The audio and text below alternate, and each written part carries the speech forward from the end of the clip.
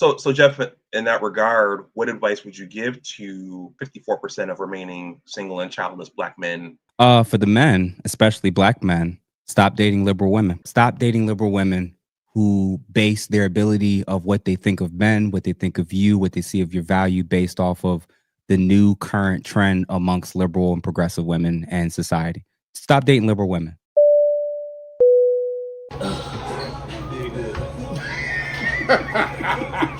You a fool. I'm happy you have one. I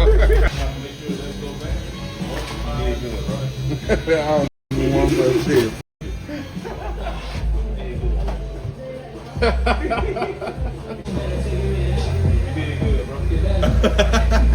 My boy, appreciate you, dog. Generally speaking, a video like this of Black men getting a surprise lollipop after getting a haircut should get near universal praise and applause. It's simply happy Black men getting a surprise that's positive and them showing visceral joy in having a positive surprise in life and laughing like men that are happy. Strangely enough, it's an indicator of the kind of society that we're living in when this kind of positive reaction draws such a visceral response from many young ladies that see it as almost juvenile and can't celebrate in a simple joy of men getting a lollipop after getting a haircut. It's as if happy Black men is some kind of juvenile idea. Thank goodness for one special comment. I have very misandrous views on the male loneliness epidemic. I think it's so overblown. I think it's so obnoxious. I don't know, this idea that well, first of all, even if it is real, feminists addresses all the grievances of the male loneliness epidemic. Like, for instance, the red pill, for instance, will say things like, women have no value outside of sex. Like, if a woman friend zones you, that's the worst thing she could do to you, because why on earth would you be friends with a woman? And then at the same time, they then expect women to sympathize with men for the male loneliness epidemic. I'm like, okay, you've just ruled out half the population as being friends for women, right? What's the difference for those of us who don't know and who kind of think they're synonymous? The difference between a counselor and a therapist? Well, sometimes they are used synonymously. There are jobs where they'll call something a counselor, but it doesn't always require a master's. So you know that there is that little wiggle room. I do know in other countries, I believe it's the same concept when it comes to psychologists. Over here, we typically know what psychologist means. It's somebody who's gotten their doctorate in psychology or clinical psychology or forensic psychology, and may or may not have their license yet. But that's what we would think of. Whereas when it comes to a counselor, there's spiritual counselors. People use that term kind of all over the place. Salute to Big Discussion 76 and Ask a Brother podcast. It's a 2-hour podcast, so of course I can't speak on all of it in this video, but here you're hearing two very well-schooled Black men. One, of course, Big Discussion 76 is the interviewer, and he is smart enough to understand that he is inquisitive because he doesn't understand everything about psychology and counselors and what's the difference between all of them. And then you have Ask a Brother podcast, who's in his wheelhouse explaining to not just the men in this space, but to the people that are critical of the space that, hey, listen, we have people here who have their credentials that can speak on these things and not just a random young lady who has some glasses on and her convenient anatomy showing to get clicks pretending she's an expert. And then if I say things like, well, men should go to therapy, he'll say that's gay, right? So like the manosphere offers no actual tools that are like solutions for any of these male grievances, including male loneliness. Well, one of the reasons I wanted to ask about that was, number one, in the YouTube sphere, a lot of people are therapists and counselors, and that's been a big to do lately. Who's really credentialed, who's really trained in the field versus who's just touting the title. If you are in a heterosexual relationship and you regularly do things like remind your boyfriend or husband to call his mom on her birthday, to check in on his best friend who just recently got divorced, teach him how to constructively talk about why something bothered him, help him write emails for his boss, then you are doing something called man-keeping. Now, on his show, Kevin was an advocate of counseling in general, but largely for the callers into his show, who eventually mostly became women. In your professional opinion, why, and as a viewer yourself, why do you think he recommended counseling continuously to his callers? Yeah, I think the first step was he recognized that when people are reaching certain age points, where they're not getting the outcomes that they're desiring. That means whatever it is that you're doing isn't working, and you probably need some outside input, and objective input that's not your family or friends, to kind of hopefully help you see what it is that perhaps you're doing wrong, or how you're dating wrong, how you've been impacted by things, and how it shaped how you show up in relationships with others. That's literally the role of a therapist. That's their job. You are doing something called man-keeping, which is the job of maintaining the social and emotional well-being of your male partner by doing the work required to maintain his relationships. And I think that that's good. I think that that's a really good thing that he did.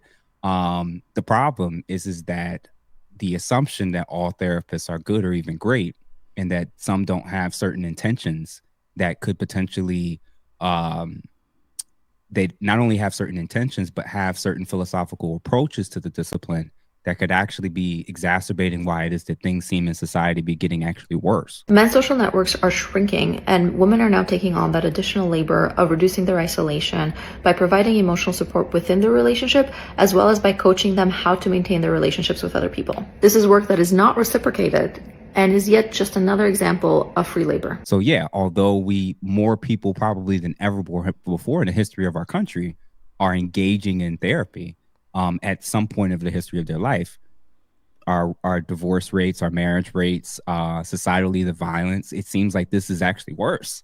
So that was the piece that I think people like myself, Taylor Chandler, Anita, from Better Love Movement, and many others, we work in the discipline. So we can kind of try to help people to start with psychoeducationally. This is how to understand certain things, understand certain terms, but then also kind of help them to differentiate. This is how you know what's a good therapist for you versus somebody who's not.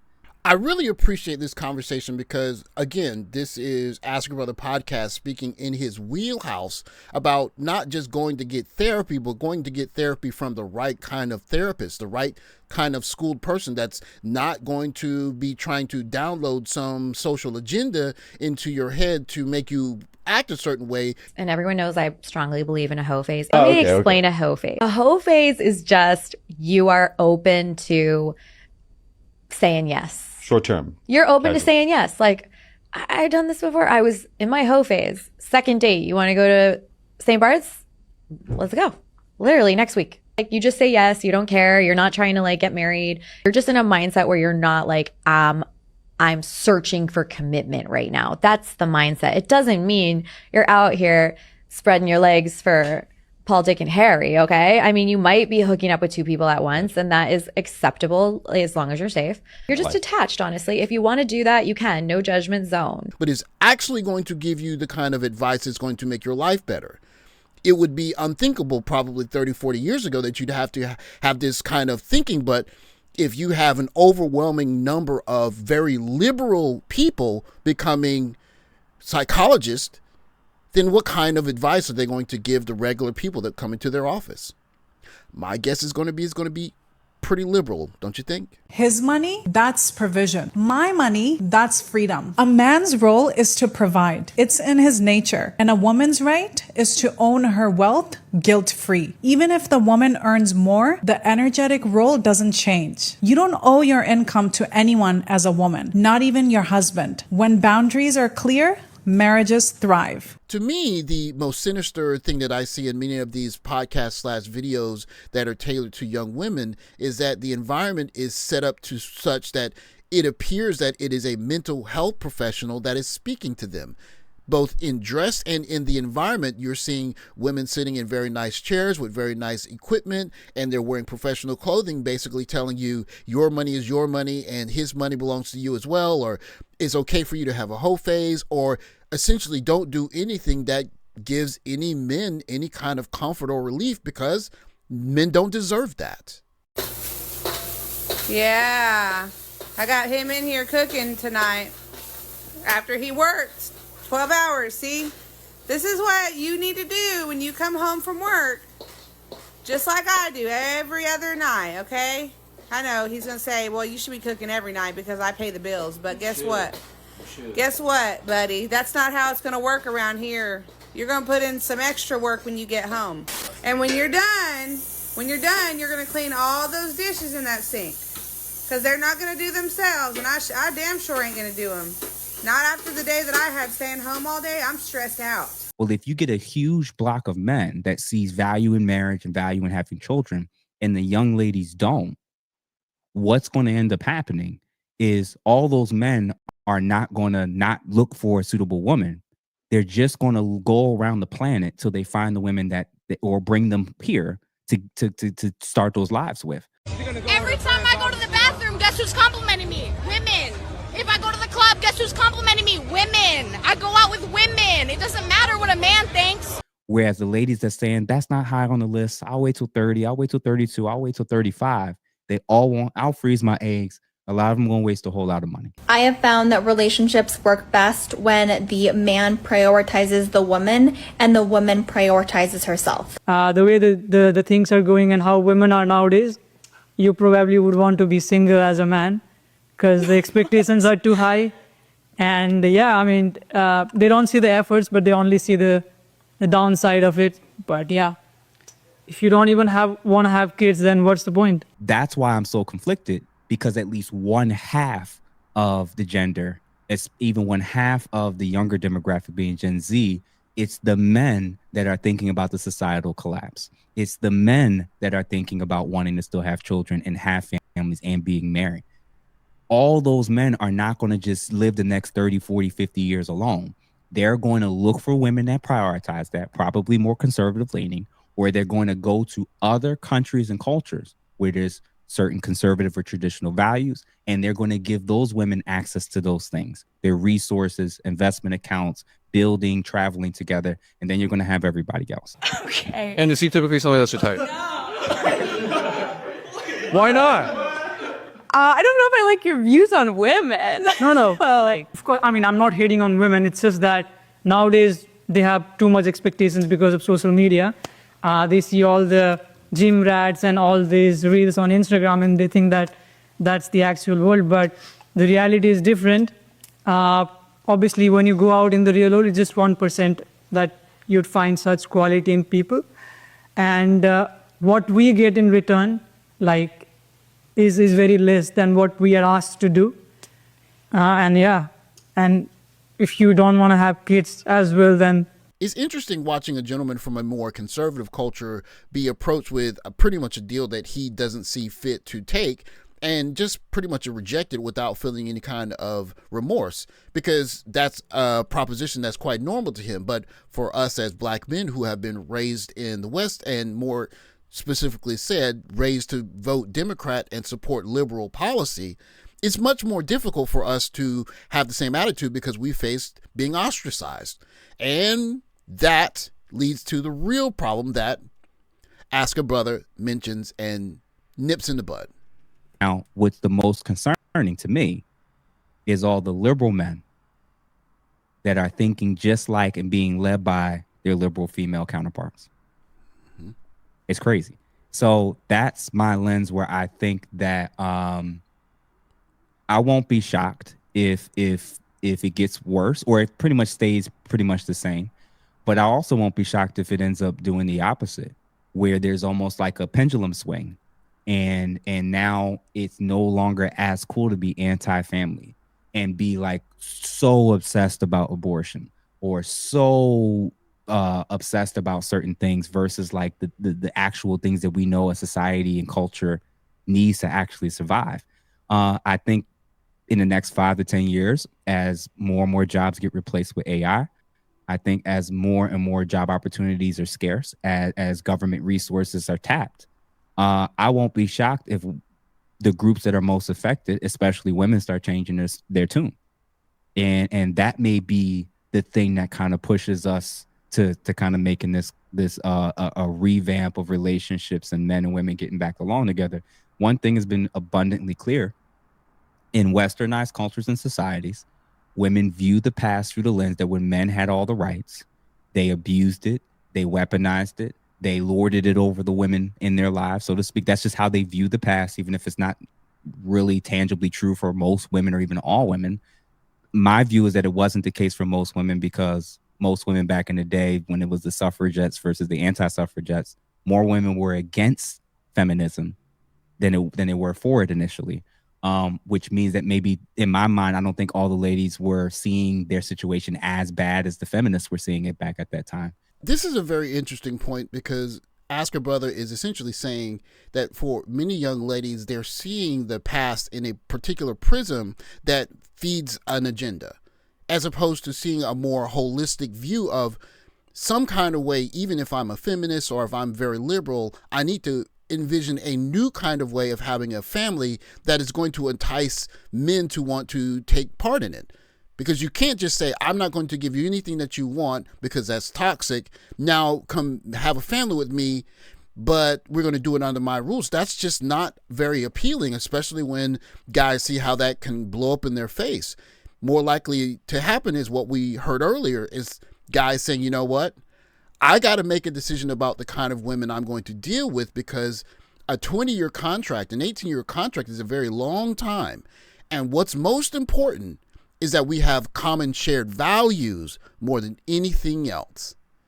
And here we get to hear the remedy for how we get there. So Jeff, in that regard, what advice would you give to the 54% of remaining single and childless Black men who either want to start families or who decide to ride it out into the sunset solo?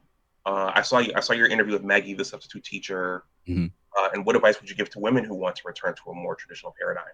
So you have two groups here. We're kind of sitting on the fence. What would you say?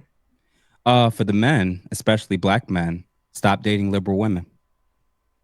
Stop dating liberal women. It's going to help you. Stop dating liberal women who base their ability of what they think of men, what they think of you, what they see of your value based off of the new current trend amongst liberal and progressive women and society.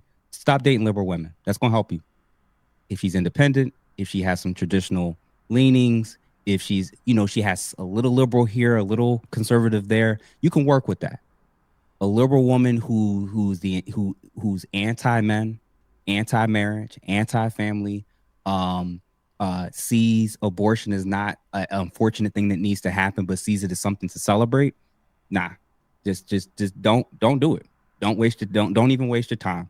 If you're going to pour into a woman in this society and culture, which is already a risk, let's start with the women who should already be disqualified. Don't date, don't do life with, don't get pregnant, do not have sex with liberal women. Leave them alone. They're the ones that's the most enticing. They're the ones that dress the most provocatively. They're the ones that's trying to get certain. It's not that there's not conservative women or other women or traditional women who can't burn you. I just know that they're the ones that's going to be most likely to. I wasn't prepared for him to go that sharply in terms of making a point in this podcast, but when you take some time to think about it, it doesn't hurt in terms of the logic. I mean, if a young lady is very apt to want to do certain things that are very liberal, then you are going to have to deal with her liberal values down the road when it comes to child rearing, or even if you're going to have the child in the first place. And so the question becomes, if you want to have a traditional family, where do you go to get one? Who do you go to have one with?